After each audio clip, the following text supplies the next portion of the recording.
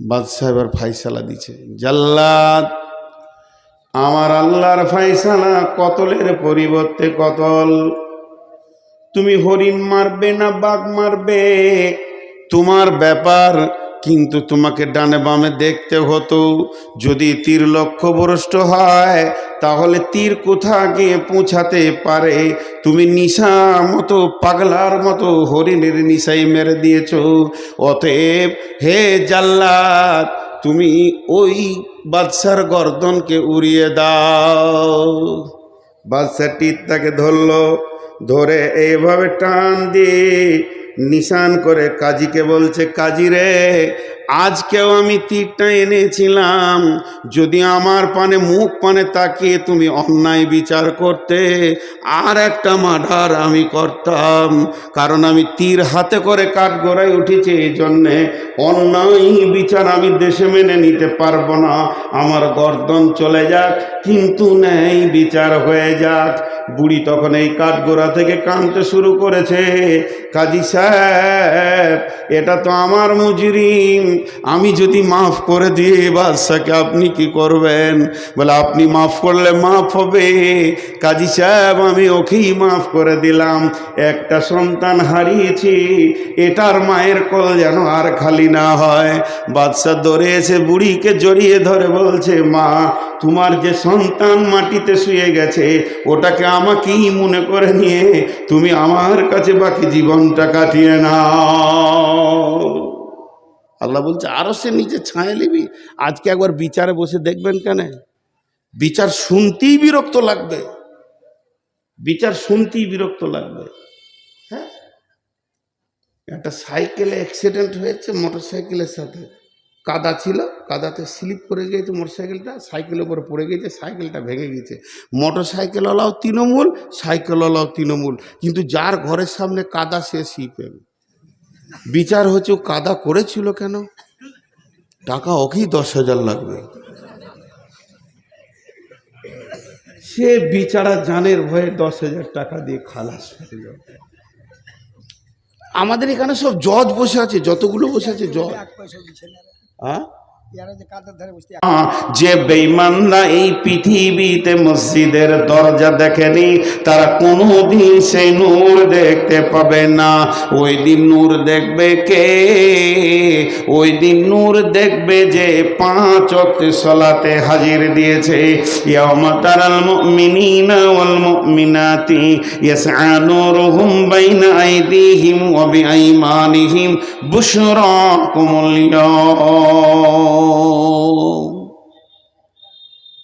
তিরমিজি যখন পড়ছিলাম তো একটা হাদিস পেয়েছিলাম যে এই হযরত আবু হুরায়রা উজু করছে, তেমনি করে পানি নেই, মানে এই পর্যন্ত টানছে, এই পর্যন্ত কোরআনে আছে ফাকসিলু উজুহাকুম ওয়া আইদিয়াকুম ইলাল মারাফিক, এই পর্যন্ত ও একটু বেশি করে টানছে। আর হযরত উমর রাগী মানুষ, দেখতে দেখতে, আর ই যত রাগী তত নরম, জীব যত নরম দাঁত তত শক্ত থাকে পাশাপাশি। ঠিক আবু হুরায়রা আর হযরত উমর দুটি পাশে পাশে, মহব্বত খুব কিন্তু খুব নরম। উমর দেখতে দেখতে বলছে, এই তুই কতটা পানি টানছিস? যে এই পর্যন্ত, আর ও ঘাড়ে ধরেছে। বেশি বুঝিস তো কোরআন, তোকে বেশি বুঝতে হয়েছে? বলে কেন? ছাড় ভাই। বলে ছাড়, তোকে ছাড়বো, রসুলের কাছে নিয়ে গিয়ে ছাড়বো তোকে। নবীজির কাছে নিয়ে গেছে, তা আবু হুরায়রা নরম মানুষ, কাবু, এই ছাড়ো ছাড়ো। কি হলো? ইয়া রাসূলুল্লাহ উজুতে হাত কতটা ধোবো? এই যে বলে এই কোনায় পর্যন্ত, মারাফিক এই কোনায় পর্যন্ত। তখন বলছি কতটা টানছে দেখেন, বলে এই পর্যন্ত। যে নবীজি বললেন, আবু হুরায়রা তুমি কি কোনায় থেকে আরো বেশি টানছো? বলেছি হ্যাঁ। পারমিশন দিল কে? তখন আবু হুরায়রা বলছেন, দয়ার রাসূল গো, আপনি বলেছেন উজু করার কারণে উজুর জায়গাগুলো কিয়ামতের ময়দানে নূরে ঝকমক করবে। আমি সেই জন্যে উজুর পানিটা একটু আগে বাড়িয়ে নিছি, আমার নূরটা যেন আরো বেশি হয়ে যায়। আল্লাহর নবী বললেন, উমর রে ছেড়ে দাও, ওর তো উজুর নিয়ত নয়, নূর বাড়ানোর নিয়ত। উজু তো হয়েই যাবে, তাহলে উজুর পানির ভিতরে রয়েছে গুণ। যে উম্মত উজু করলো না, যে গোলাম উজু করার মতো কাজ করলো না, সে মাবুদের নূর কিয়ামতের মাঠে পাবে না, অন্ধকারে থাকবে। কিন্তু যারা নামাজ রোজা করেছে, ও আশরাকাতিল আরদু বিনূরি রাব্বিহা, আমাদের রবের নূরের তাজাল্লিতে কিয়ামতের ময়দান ঝকমক করবি। একটা মজার কথা আপনাদেরকে বলে দিই। সবাই জমা হচ্ছে এখানে, দিয়ে মাদানী ভাই বড় বড় গরু এনেছে, স্পেশাল মাল, ইনশাল্লাহ পেট ভরে খেলে ডায়রিয়া, অর্ধেক তেল অর্ধেক চর্বি। সবাই আমরা বসে গেছি, কিন্তু ধানদাতা ওইদিকে লেগে আছে যে কখন ডাক পড়বে। এটা আমি উদাহরণ দিচ্ছি। কিন্তু আপনি গেটে ঢোকার সঙ্গে সঙ্গে আপনাকে টিকিট দিয়ে দিয়েছে, এখনো খাবার ডাক পড়েনি। টিকিট পেয়েছেন মানে আপনার থালা লেগে গেছে। কথাটা বোঝাতে পারলাম তো? কিয়ামতের মাঠে আপনি যখন উঠবেন, এখন বিচার হবে, ফায়সালা হবে, কিন্তু যদি আপনার উজুর জায়গাতে নূর লেগে গেছে মানে আপনি বুঝলেন যে কাজ হয়ে গেছে। কোরআন বলছে এটা, ইয়াউমা তাবিয়াদ্দু উজুহু ওয়া তাসওয়াদ্দু উজুহু فأما الذين ابيضت وجوههم ففي رحمة الله هم فيها خالدون। সেই কিয়ামতের দিনে কিছু চেহারাতে নূরে ঝকমক করবে, আর কিছু চেহারা কালো হবে। তবে যাদের চেহারাতে নূর লেগে যাবে, হিসাবের আগে তুমি বুঝে নাও তুমি আল্লাহর রহমতের আয়াতভুক্ত চলে এসেছ, তোমার আর চিন্তা নাই। অতএব মুসলমান, কিয়ামতের মাঠে আল্লাহর নূর এবং দিদার যদি নিতে হয়, নামাজ আর রোজা দুইখানা ইবাদতকে মজবুত করতেই হবে। চারটা সান্ত্বনাদায়ক জিনিস বলেছি, তার মধ্যে তিনটে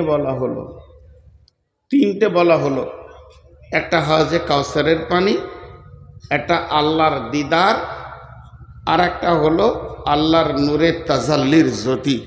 তিনটে বলা হলো, একটা বাকি আছে, এইটাই বিস্তারিত বলবো। আর একটা কি আছে? মনের সান্ত্বনা, দিলের তাসাল্লি দেওয়ার মতো।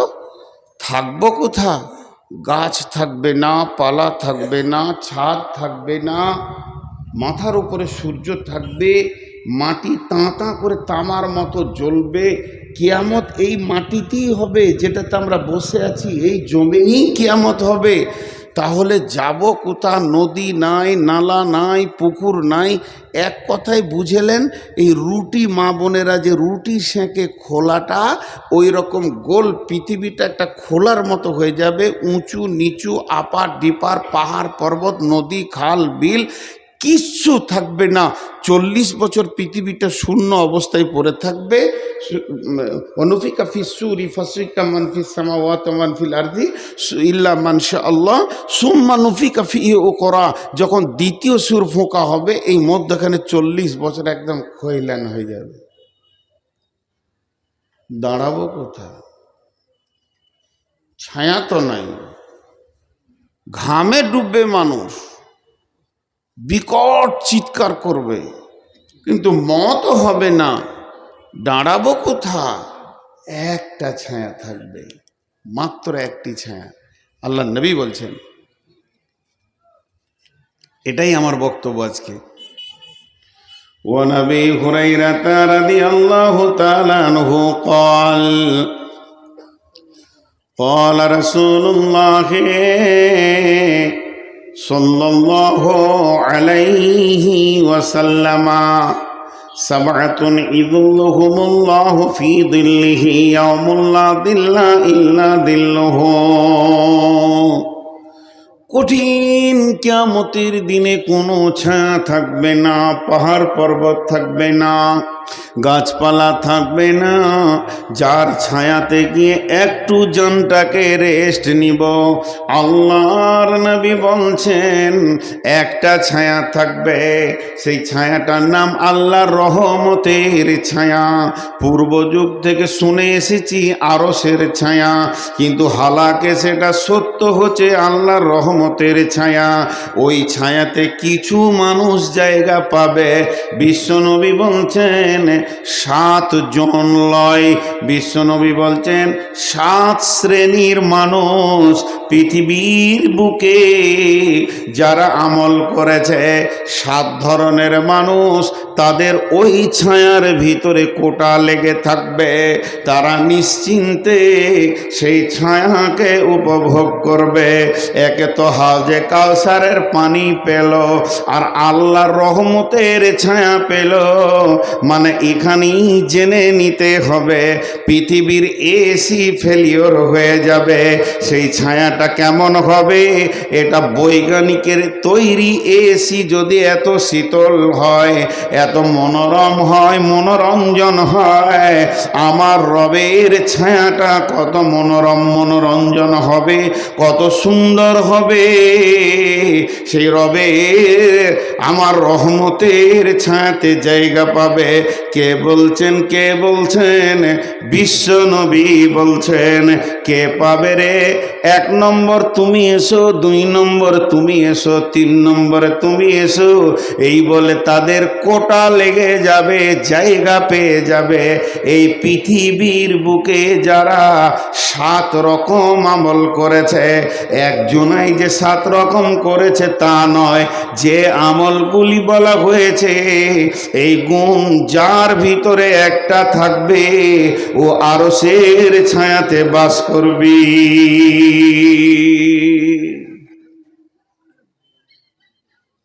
এরা উঠছে কেন? 12টা যে বাজে নাই বাপজি। এরা বলছে তুই থাকগা, তোর বাপ থাকুক গো, আমাদের আরশের ছায়া দরকার নাই, পেট ভরে গোস ঠিক যেমন ঘর যা। জি, রাগ করিয়েন না বাপ, যান। আল্লাহ সহি সালামতে বাড়ি পৌঁছিয়ে দেয়, যেন রাস্তায় কোনো অসুবিধা না হয়। জি, এটা শীতের সময় তো, যারা সুগারের রুগী হয় তাদের অনেক রকম কষ্ট হয়, বয়স্ক মানুষ, ঘন ঘন পেশাব লাগবে। তো আমি আপনাদের সামনে সেই 7 শ্রেণীর গ্রুপটা আজকে বলবো। কিয়ামতের মাঠে যে সবটাই জান জ্বলে যাবে তা নয়, অনেক সান্ত্বনাদায়ক জিনিস আছে যেগুলোকে আপনাকে আমাকে গ্রহণ করে নিতে হবে। তার ক্যাপাসিটি রসুল বলে চলে গেছেন, সেটা কোন ধরনের মানুষ ওই জায়গায় স্থান পাবে। নাম্বার 1, জি ছেড়ে দিব? আমি তো ওইটাই খুঁজছি খালি, যে কোনো বাহানায় যদি ছাড়া যায়। জি বাবজি। নাম্বার 1, ইমামুন আদিলুন। কথাটা ছোট কিন্তু কাজটা বিরাট বড়। ইমামুন আদিলুন, ন্যায় বিচার করনেওয়ালা। পৃথিবীতে যে ন্যায় বিচার করেছে, ওই বিচারক যে অন্যায় বিচার করেনি, নিজের আত্মীয় পার্টির লোক, নিজের পাড়ার লোক, গ্রামের লোক এই রকম ভেবে কথা বলেনি, কঠিন কিয়ামতকে সামনে রেখে কথা বলেছে, হক কথা বলেছেন, ওই ব্যক্তিটা ওই রহমতের ছায়াতে থাকবি। জি, বিশ্বনবী মক্কা বিজয়ী করলেন, প্রধানমন্ত্রী হলেন, ইহুদিদের এক মেয়ে চুরি করে ধরা খেয়েছে, ফায়সালা হচ্ছে তার হাত কাটতে হবে। যখন এ ফায়সালা এসে গেল, ইহুদিরা এসে বললেন, ইয়া রাসূলুল্লাহ, আমরা এখনো ইসলাম মানিনি, কোরআন মানিনি, তবে কোরআনের বিচার কেন নেব? আমাদের বিচারটা তৌরাত থেকে করে দিতে হবে, যেহেতু আমরা তৌরাতের আওতাভুক্ত নিজের জীবন চালাচ্ছি। কিন্তু তাদের জানা ছিল না আল্লাহর নবী একজন সাহাবীকে তৌরাতের পণ্ডিত করে নিয়েছিলেন, হাফিজ করে নিয়েছিলেন। নবীজি বললেন, ঠিক আছে, যাও তোমরা তৌরাতের পণ্ডিত নিয়ে এসো এবং মুজরিমকে নিয়ে এসো। তারা সেখানে এসে হাজির হলো। তারা তাদের হাফেজগুলোকে বলতে বলতে এলো, তোদেরকে কিছু টাকা দেওয়া হবে, যে জায়গায় হাত কাটার কথা আছে ওই শব্দটাকে চেঞ্জ করে দিয়ে ওই শব্দটাকে বাদ দিয়ে লাফিয়ে তুই পড়ে নিবি, তাইলে আমার মেয়ের হাত কাটাটা বন্ধ হয়ে যাবে। সম্ভ্রান্ত ঘরের মেয়ে, এবার তারা সেই রকম টাকা হাফেজ তারা এসেছে। নবীজি বললেন, বলো চুরির শাস্তি কি তৌরাতে আছে? ও পড়তে পড়তে ওই জায়গাটা যখন টপকে দিছে, আমাদের সাহাবীদের ভিতরে যে হাফেজ ছিল বললে, দাঁড়িয়ে যা, দুটো শব্দ বাদ করে দিলে এটা করা যাবে না, মেয়েটির হাত কাটা হয়েছে। বন্ধুরা আমার, তখনই বিশ্বনবী বলেছিলেন, ওয়ালাউ কানা বিনতি ফাতিমাতা, এই জায়গায় যদি আমার মেয়ে ফাতেমা হতো তা আমি নবী মুহাম্মদ সাল্লাল্লাহু আলাইহি সাল্লাম নিজের হাতে তার হাত কেটে দিতাম। জি ভাই, এখন ন্যায় বিচার পাওয়া যাচ্ছে পৃথিবীতে। জি, আফসোসের কথা কটা বলবো। রসুল বলছেন, সাদাল কাবিলাতা ফাসিকুহুম জাইমুল কাওমি আরদুলহুম ওয়া উকরিমার রাজুলু মাখাফাতাস সারিহি জাহারাতিল কায়নাতু ওয়াল মাজিফু। এমন একটা জামানা আসবে রে, গায়ের নেতা হবে চোর, লম্পট, লুচ্চা, দাগাবাজ, বেঈমানেরা। বিচার করবে কে? মাতাল, লুটেরা, সুদারু, জুয়ারি। আর গোটা দুনিয়াকে লুটে মেরে পঞ্চায়েতের মাল মেরে খেয়েছে, এরাই আবার গায়ের বিচারক হবে। চলছে কি চলছে না? এতগুলো লোক চুপ করে আছে, আমাকে ডাকছে, যান যান যান। ও বিচারকে ঘুম লাগছে, চোখ কচলছে। আর আপনি, আমি বলেছি ভাই আমি শেষ, আমি শেষ, দিনও শেষ, সময়ও শেষ, আমি হার নাই, আমি শেষ। তো জি, একটা জিনিস খেয়াল করেন যে আজকে বিচার কি চলছে। আল্লাহ রসুল আফসোস করেছেন একটা বিষয়ে, দুটি বিষয় আফসোস করলেন। তো সাহাবীরা বলছেন, রাসূলুল্লাহ আপনি আফসোস করছেন দেখতে পাবেন না তার জন্য? বলছি, জি না, আমি দেখতে পাবো না এর জন্য আফসোস করিনি, আমার উম্মত দেখতে পাবে এর জন্য আফসোস করছি। গায়ের লেজের মতো তাদের কাছে চাবুক থাকবে, বিচার হবে, আদালত চলবে, প্রতিদিন কোর্ট চলবে, থানা চলবে, মার চলবে, চাবুক চলবে, জেলে ভরা হবে, সেলে দেওয়া হবে। কিন্তু আফসোসের কথা এটাই, দোষী ব্যক্তি গায়ে হাওয়া দিয়ে ঘুরবে আর নির্দোষী জেলে বসে বসে মার খাবি। চলছে না? কথা বলে না? আল্লাহ কি বললেন কোরআনে? ওয়ালা তাকরাবু মালাল ইয়াতীমি ইল্লা বিল্লাতি হিয়া আহসান হাত্তা ইয়াবলুগা শুদ্দাহু ওয়াউফুল কায়লা ওয়াল মিজানা লা নুকাল্লিফু নাফসান ইল্লা উসাহা ওয়া ইযা কুলতুম ফা'দিলু ওয়া ইযা কুলতুম ফা'দিলু ওয়া ইযা কুলতুম ফা'দিলু ওয়ালাউ কানা দা কুরবা। তুমি যখন বিচারে বসবে, সাক্ষী দেবে, তো ন্যায় কথা বলবে, যদিও তোমার নিকট আত্মীয় হয়।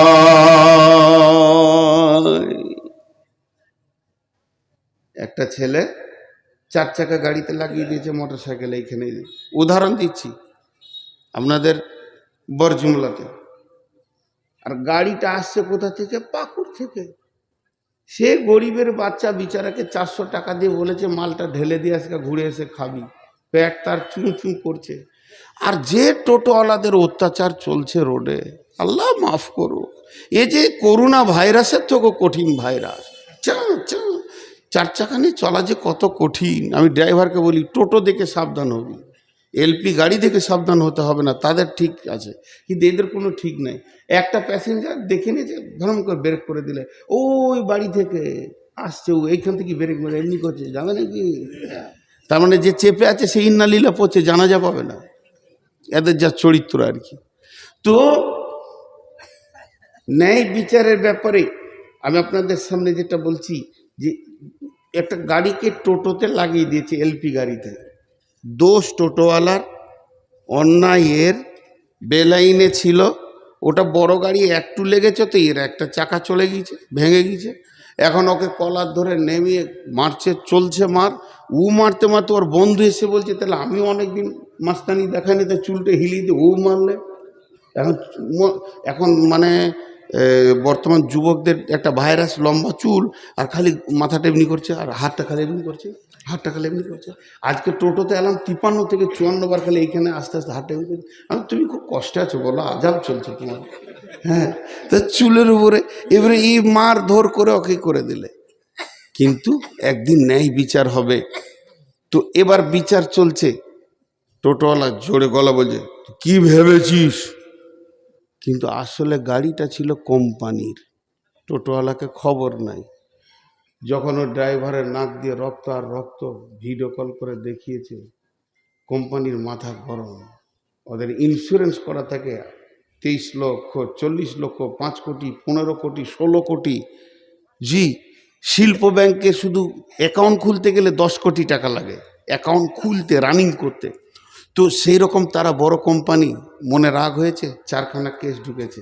মার লুট, মাল লুট, টাকা পয়সা লুট, মাল নষ্ট, 13 লক্ষ টাকার মাল ক্ষতি, দিয়ে দিয়েছে 4খানা কেস। একদম কলকাতায় মেরেছে, লালবাজারে। ওখান থেকে খবর আসছে লালগোলায়, আসামি তুলো। রাত 3টের সময় পুলিশ এসে টোটোওয়ালার ঘর ঘেরে টেনে বার করছে। কি হলো বলে এতগুলা কেস আছে, চোর। ঠান্ডা ঠান্ডা মানে ওর গোষ্ঠী পর্যন্ত ঠান্ডা। অঙ্ক করে 3 লাখ টাকার ঘর বাড়ি নাই, কিন্তু মাস্তানি করেছে। বহু ঘটনা এরকম ঘটেছে, চটপট করে তার কাছে হাত দিতে যেন না দিয়ে। যখন ওকে থানাতে বসানো হয়েছে, মন দিয়ে শুনবেন, একদিকে ও তো বসিয়ে আছে, থানা বড়বাবু যে বস, বসলো। একদিকে এসপি, একদিকে ডিএম, একদিকে এসডিও, আর একদিকে আরও কিছু কোম্পানির লোক, বিরাট টিম নেমে গেছে। ওকে তখন বলছে তুই লাগিয়েছিলি না গাড়িটা লাগিয়েছিল? তখন গলার ভিতর থেকে আস্তে করে কেন বলছিস? তুই সেই দিনে কেমন করছিলি? যেদিন মেরেছিলি সেই দিন তোর গলার সাউন্ডটা কেমন ছিল, আজকে কেন হালকা হয়ে গেল? আদালতের মাঝে পড়েছো, সৈন্যের মাঝে আছো, এখন তোমার সমস্ত আম শুকিয়ে চূড় হয়ে গেছে। এখন তুমি আর আমলাও, তোমার নাম আমচুর। টেনেও সোজা করা যেছে না। বড়বাবু বলছে গলা ঝেড়ে কথা বল, পানি খাওয়া। বলছে স্যার ভুল হয়ে গেছে, চলবে না। তো আমার আল্লাহ বলছে আমি জিভটাকে রেখেছি 32টা সৈন্যের মধ্যখানে। 2টি সিবিআই কাস্টম তার ওপরে আছে, 2টা সিআইডি রয়েছে, এই দিকে 2টা কাস্টম অফিস তাকে ঘেরে রেখেছে। মাথাটা হলো গোটা বডির আদালত। এতগুলোর ভিতরে যেদিকে তুই কথা বলিস, এটাই হলো তোর কথার জায়গা। আল্লাহ বলছেন ওয়াইদা কুলতুম, যখন তুই কথা বলবে, ফাদিল, ইনসাফ করে কথা বলবে। তোর বডিতেই আমার সিআইডি কাজ করছে। ফাদিল ওয়ালাউ কানা দা কুরবা, যদিও সে নিকট আত্মীয় হয়। বাদশা নিজে হরিণ শিকার করতে গিয়েছে, এইরকম করে তীর ধরেছে, একবারে ফলা তীর। হরিণকে পাবে তো আর ওখার দুনিয়া থেকে বেঁচে থাকতে হবে না। আর যেই তীর ছেড়েছে, হরিণটা তরফ করে লাফিয়ে উঠেছে, আর লক্ষ্যভ্রষ্ট হয়ে পায়ের তলা দিয়ে সেই তীর, নদীর ধারে এক বুড়ি এমনি করে কাপড় সাফ করছিল, আর ওর একমাত্র বিধবা মেয়ে বাচ্চাটা দাঁড়িয়েছিল, কানে পড়ে স্পট হয়ে গেল। কাজীর কাছে বিচার চলে গেল। বাদশা নিজে মেরেছে, দেশের বাদশা মেরেছে, আর বিচার গেছে কাজীর কাছে। আজকে শুক্রবার, রবিবার বিকাল 3টে ফাইসালা হবে। বাদশাকে এনে হাজির করা হলো। বাদশার সিংহাসনে নাই, কাঠগোড়ায় দাঁড়িয়ে আছে, বুড়ি দাঁড়িয়ে আছে, দাফন কাফন হয়ে গেছে। একদিকে স্বামী হারিয়েছে, এবার সন্তান হারালো, যার মুখ পানে তাকিয়ে দুনিয়ার আলো দেখছিল। বাদশা তীর হাতে করে গিয়েছে, কাজী বিচার দিচ্ছে। বাদশাহ বলে, বলুন তুমি মেরেছো? বলে, হ্যাঁ স্যার, ইচ্ছা করে নয়, তবে লক্ষ্যভ্রষ্ট হয়ে গিয়েছিল। হরিণটা চলে গেল, গিয়ে নদীর ধারে ঘাটে উনি কাপড় সাফ করছিলেন, ওর বাচ্চার কানে লেগেছে, তীর স্পট হয়ে গেছে। বাদশাহ এবার ফাইসালা দিচ্ছে, জাল্লাদ আমার আল্লাহর ফাইসালা, কতলের পরিবর্তে কতল। তুমি হরিণ মারবে না বাঘ মারবে তোমার ব্যাপার, কিন্তু তোমাকে ডানে বামে দেখতে হতো। যদি তীর লক্ষ্যভ্রষ্ট হয় তাহলে তীর কোথা গিয়ে পৌঁছাতে পারে। তুমি নিশা মতো, পাগলার মতো হরিণের নিশাই মেরে দিয়েছ। অতএব হে জাল্লাদ, তুমি ওই বাদশার গর্দনকে উড়িয়ে দাও। বাদশা তীরটাকে ধরলো, ধরে এইভাবে টান দিয়ে নিশান করে কাজীকে বলছে, কাজী রে, আজকেও আমি তীরটা এনেছিলাম, যদি আমার পানে মুখ পানে তাকিয়ে তুমি অন্যায় বিচার করতে, আর একটা মার্ডার আমি করতাম। কারণ আমি তীর হাতে করে কাঠগড়ায় উঠেছি, এই জন্যে অন্যায় বিচার আমি দেশে মেনে নিতে পারবো না। আমার গর্দন চলে যাক, কিন্তু ন্যায় বিচার হয়ে যাক। বুড়ি তখন এই কাঠগোড়া থেকে কাঁদতে শুরু করেছে, কাজী সাহেব, এটা তো আমার মুজরিম, আমি যদি মাফ করে দিই বাদশাকে আপনি কি করবেন? বলে, আপনি মাফ করলে মাফ হবে। কাজী সাহেব, আমি ওকেই মাফ করে দিলাম, একটা সন্তান হারিয়েছি, এটার মায়ের কোল যেন আর খালি না হয়। বাদশা দৌড়ে এসে বুড়িকে জড়িয়ে ধরে বলছে, মা, তোমার যে সন্তান মাটিতে শুয়ে গেছে, ওটাকে আমাকেই মনে করে নিয়ে তুমি আমার কাছে বাকি জীবনটা কাটিয়ে নাও। আল্লাহ বলছে, আরো সে নিচে ছায়া নিবি। আজকে একবার বিচারে বসে দেখবেন, কেন বিচার শুনতেই বিরক্ত লাগবে, বিচার শুনতেই বিরক্ত লাগবে। হ্যাঁ, একটা সাইকেলে অ্যাক্সিডেন্ট হয়েছে, মোটর সাইকেলের সাথে কাদা ছিল, কাদাতে স্লিপ করে গিয়েছে মোটর সাইকেলটা, সাইকেলের উপরে পড়ে গিয়েছে, সাইকেলটা ভেঙে গিয়েছে। মোটর সাইকেলওয়ালাও তৃণমূল, সাইকেলওয়ালাও তৃণমূল, কিন্তু যার ঘরের সামনে কাদা সে সিপিএম। বিচার হচ্ছে, ও কাদা করেছিল কেন, টাকা ওকেই 10,000 লাগবে। সে বিচারা জানের ভয়ে 10,000 টাকা দিয়ে খালাস হয়ে যাবে। আমাদের এখানে সব জজ বসে আছে, যতগুলো বসে আছে জজ। হ্যাঁ, জি, শুধু ন্যায় বিচার নিয়ে কথা বললে অনেক কথা চলে আসে। নাম্বার 2 নম্বরটা কে যা ওই আরশের ছায়াতে থাকবে, সেই 2 নম্বরটা হলো ওয়াশাবুন নাসা ফি ইবাদাতিল্লাহি তাআলা। ওই যুবক, ওই যুবতী যে যৌবন কালটা আল্লাহকে দিয়ে দিয়েছে, আল্লাহর প্রেমে ব্যয় করেছে। যুবতীকে যেখানে যৌবন ক্ষয় করতে বলেছে ওখানেই ক্ষয় করেছে, আর যুবকরাও ওই জায়গায় যৌবনকে কাটিয়েছে। যুবকের যৌবনে 2টি ডিউটি, আর যুবতীদের যৌবনে একটা ডিউটি। যুবতীদের যৌবন, যুবকের যৌবনে পুরুষের যৌবন কাল দুটি কাজ করবে। একটা কাজ করবে কে? সে ইনকাম করবে, যেখানেই থাকবে হাজুরে হালাল পয়সা নিয়ে এসে জমা করবে। আল্লাহ বলেছেন ফাইদা কুদিয়াতিস সালাতু ফান্তাশিরু ফিল আরদি ওয়াবতাগু মিন ফাদলিল্লাহি ওয়াযকুরুল্লাহা কাসীরান লাআল্লাকুম তুফলিহুন। আমার মতো সুগারের রোগীটা মসজিদে বসে বসে বসে বসে আসর থেকে মাগরিব পর্যন্ত যদি সুবহানাল্লাহ আলহামদুলিল্লাহ বলে, যে নেকিটা পাবে, একটা যুবক যদি শুধু একটা মাল সেল করার জন্য বেরিয়ে যায়, সে যে ইনকামটা করবে, যদি ও রাস্তার ধারে বলে 4 আনা 4 আনা 5 টাকা 5 টাকা, মানে চিড়ে বাদাম বিক্রি করছে 5 টাকা 5 টাকা 5 টাকা 5 টাকা 5 টাকা, মুখ দিয়ে কুলহ লয়, ইন্না আতাইনা নয়, 5 টাকা 5 টাকা 5 টাকা 5 টাকা, এই যে মুখ দিয়ে বলছে লিবেন ভাই আপনি খান, আপনার ছেলে মেয়ের জন্য নিয়ে যান, এই যে ওর মুখটা চলছে, আর আমি মসজিদে বসে বসে সুবহানাল্লাহ সুবহানাল্লাহ সুবহানাল্লাহ, আমার থেকে লাখো গুণে বেশি নেকি পাবে। তসবিহ করাটা হলো সুন্নত নফল, কিন্তু হালাল উপার্জন করা হচ্ছে ফরজ, এটা কোরআনের হুকুম। ফরজ আইন। হে যুবক, তুমি যৌবন কালে ইনকাম করবে, আর কি করবে যৌবন কালে? ওয়াল হাফিজুনা লিহুদুদিল্লাহ, আল্লাহর কোরআনের হিফাজত করবে। যেখানেই শুনতে পাবে কোরআনের বিরুদ্ধে কাজ চলছে, জান দিব না হলে জান নিয়ে নিব। ইউকাতিলুনা ফি সাবিলিল্লাহি ফায়াকতুলুনা ওয়া ইকতালুনা, হয় কতল করব না কতল হয়ে যাব, আল্লাহর জমিনে বেঈমানি করতে দিব না। যুবক তুমি উঠে দাঁড়াও, দুটি তোমাদের কাজ। আর যুবতীরা কি করবে? কুল্লিল মুমিনাতি ইয়াগুযুদনা মিন আবসারিহিন্না ওয়া ইয়াহফাজনা ফুরুজাহুন্না, মেয়েদের যৌনাঙ্গ, মেয়েদের শরমগাকে কেন্দ্র করে আমার রব কোরআনে বেশ কয়েকটা আয়াত নাজিল করেছেন।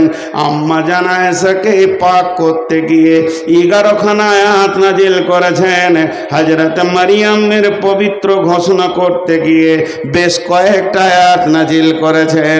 এবং আমার রব সারা পৃথিবীর যত মুমিন আছে, আল্লাহ ওয়ালি আছে, এদের যৌনাঙ্গকে এক জায়গায় করে বলেছে তোমরা এটাকে হেফাজত করো। এটা যে কত দামি জিনিস, আমার পৃথিবীতে যত নবী, যত মাওলানা, যত মুফতি, যত বক্তা, যত মাদানি, যত কারি, যত হাফেজ, যত শহীদ, যত নবী, যত আম্বিয়া এসেছে, ওটার ভিতর দিয়ে পৃথিবী দেখেছে।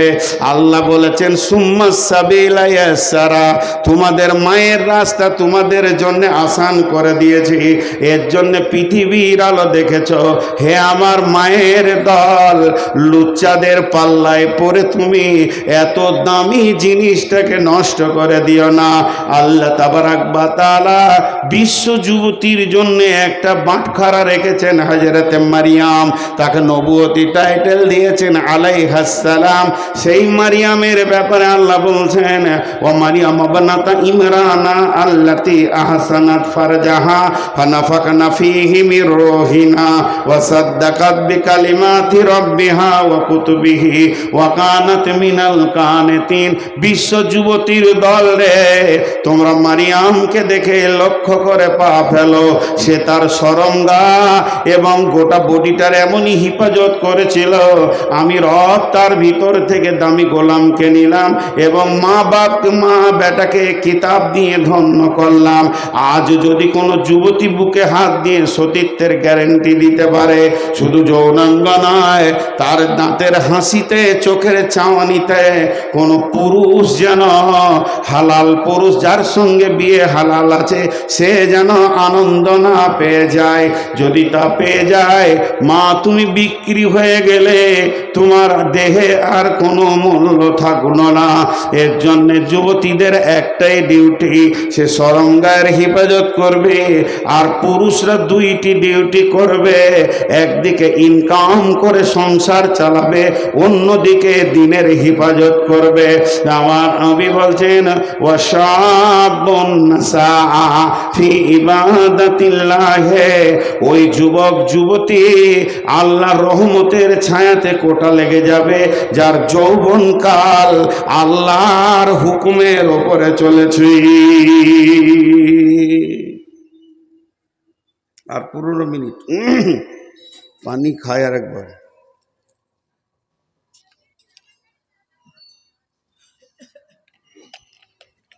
জি, নাম্বার 3, ওয়ারাজুলুন কালবুহু মুআল্লাকুম বিল মাসাজিদি। আহা, বিরল বর্ডারে ঢুকেছি আমি বাংলাদেশ, ওই রাধিকাপুর হয়ে দিয়ে সমস্ত পাসপোর্টের কাজ হয়ে গেল, ভোগ লেগেছে, একটা হোটেলে গেলাম, তো বলছে কি খাবেন? আমার বললাম ছোটো মাছ আছে। আমরা বলি ছোট মাছ, ওরা বলে গুঁড়া মাছ। তো গুঁড়া মাছ আছে, বলে আছে, দাও 1 প্লেট, 2 জন আছি আমরা, 2 প্লেট দাও।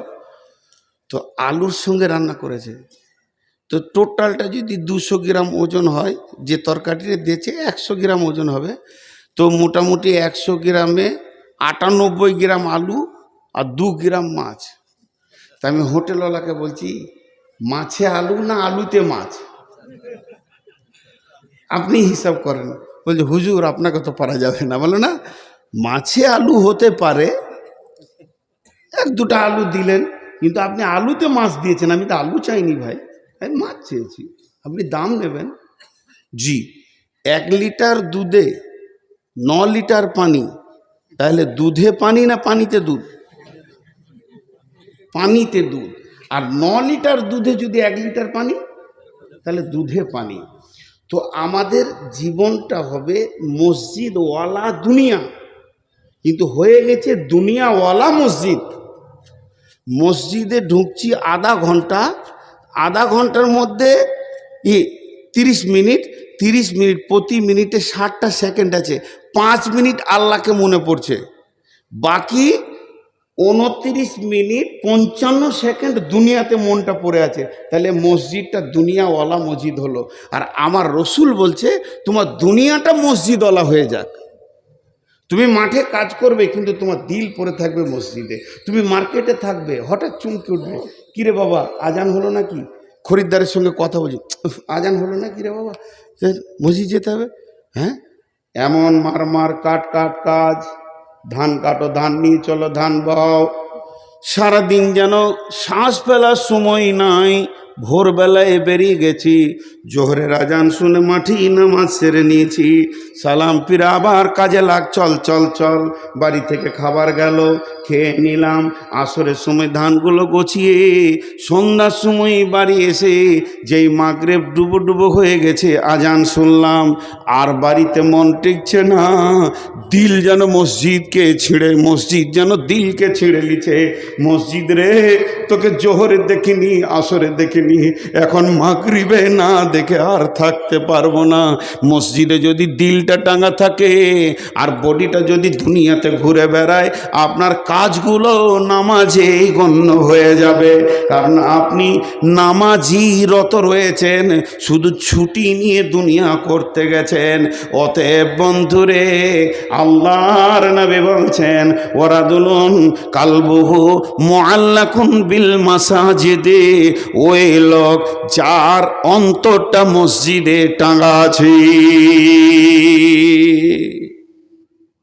হাজি, আমরা ইমামকে মসজিদকে মসজিদ সাফ করার ব্যাপারে হুকুম করি না? এটা খুব নেকেট, অনেক বক্তা দেখায়, আমি দেখাচ্ছি না, এটা নোংরা। কেন আমি আল্লাহর ঘর সাফ করব? আমার হাত দিয়ে করব? বেদাতি পীর আছে আমাদের এলাকায়, তো নামটা আর করছি না, তো ও পীর জীবিত পীর এখনো বেঁচে আছে, 2টা আছে একই গ্রামে, একটা মরেছে, একটা আছে। তো আমাকে আমার দিল চাইলো যে ওকে একদিন দেখা করি। ওই এলাকায় থাকতাম আমি, একটা মাদ্রাসায়।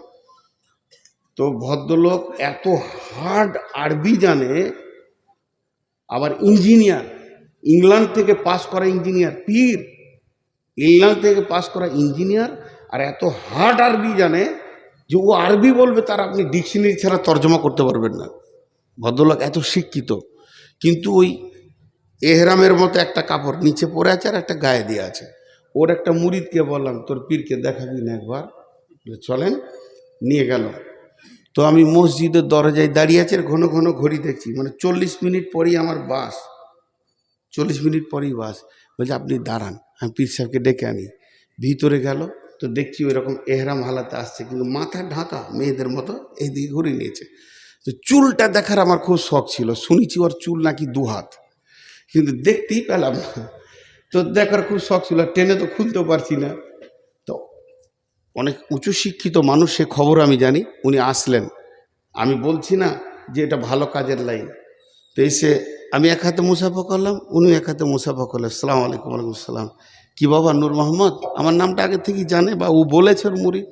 আমি অনেক দিন থেকে ভাবছি হয়তো তুমি একবার দেখা করবে, তো এতদিন পরে এলে। আমার সাথে ওর বয়স আসমান জমিন পার্থক্য, উনি মুরব্বী। তো বললাম জি হ্যাঁ, আমি দাঁড়িয়ে আছি। তো চট করে মসজিদে উঠি, একটা মসজিদের মুসল্লাকে এনে আমাকে বলছে বসো, আর ঝাঁটাটা নিয়ে মসজিদ ঝাঁট দিতে শুরু করলো। আমি বলছি হুজুর আমাকে দেন। বলছে না, তুমি মেহমান, তোমাকে দেওয়াটা আমার ঠিক হবে না, এটা তো রসুল দেননি মেহমানকে, আমাকে তোমার ইজ্জত করতে হবে। আমাকে তুমি বলছে বয়স হিসেবে। বসলাম, আমি বললাম প্রথমেই বেয়াদবি মাফ করবেন, আমার গাড়ি আর 40 মিনিট, অল্প সময় দিব, কিছু আমাকে বলেন। তো কথা শুরু করলো যে আজকের দিনে এখন তোমার সঙ্গে আমার দেখা হবে এবং অল্প সময় টাইম দেবে, আমার কিছু মনে করার নাই, এটা ফয়সালা আসমান থেকে এসেছে, আল্লাহর ফয়সালা। তা মা বাপের সঙ্গে ভালো ব্যবহার করবে, প্রতিবেশীর সঙ্গে ভালো ব্যবহার করবে, আল্লাহ রসুলের সুন্নতের পাবন্দির ওপরে জীবন কাটাবে, ফরজ হুকুম ছেড়ে দিও না, আল্লাহ তোমাকে ঠিক কামিয়াবের জায়গায় পৌঁছাবে। এই কথা কটা বললেন, তারপর আমি চলে আসলাম। ওর সঙ্গে আর আমার দেখা নাই। তো ওর কাছ থেকে এই ইলমগুলো পেয়েছিলাম ওর মুরিদের কাছ থেকে, শরীয়ত, তরিকত, হাকিকাত, মারিফাত, তান্ত্রিক, তামাসিক, যান্ত্রিক, রাজসিক, এই রুটের লাইনে যে কথাগুলো ওখান থেকে উদ্ধার করেছিলাম অনেক। তো খুব নোংরা জায়গা আছে ওখানটা, খুব নোংরা আছে, আপনারা শুনে ভালো মনে করলেন, খুব নোংরা আছে। কিন্তু আমি এই কথা বলতে বলতে এতদূর এলাম কেন, যে একটা আন্তর্জাতিক পাস করা ইঞ্জিনিয়ার, ও পীর হোক আর না হোক, এটা তো পাস করে এসছে ইঞ্জিনিয়ার, মসজিদে উঠি প্রথমে ঝাঁটাটা হাতে করে ঝাঁট দিতে লাগলো, কারণ ওর হৃদয়ে মসজিদের মহব্বত আছে। আর আমরা মসজিদে ঢুকে খক থু, এবার জানলাতে লম্বা হয়ে ঝুলছে, সে ঝুলছে তো ঝুলছে, ওটা ওর সাফ করারই কোনো নিয়তি নেই, অথচ এটা আল্লাহর ঘর। আর মা বোনেরা গোটা ঘরে যেটা ঝাড়ু দিয়ে জমা হবে মাল, ওটা নিয়ে যে মসজিদের পাশে ঢেলে দিলে, মসজিদকে নোংরা করে রেখেছে। মসজিদ এত সুন্দর হয়ে থাকবে, আপনার একটা বাড়ি, আমার একটা বাড়ি, আপনার একটা বাড়ি, ইনার একটা বাড়ি, ওনার একটা বাড়ি, গোটা গ্রামে 300 জনের 300টা বাড়ি, আর 300 জনের একটা বাড়ি। তাহলে বলেন ওখানে ময়লা থাকে কি? 300 জন যদি নিয়ত করে আল্লাহর ঘরে ঝুল হতে দিব না, আল্লাহর ঘরে ভিতর কেন বাইরে তো দাগ লাগতে দিব না, একটু ময়লা লাগতে দিব না, আমি সুন্দর করে ঝেড়ে দিব। আল্লাহর নবী বলছেন ওয়ারাদুলুন কালবুহু মুআল্লাকুন বিল মাসাজিদি ফিল মাসাজিদি, ওই লোক আরশের ছায়াতে থাকবে, রহমত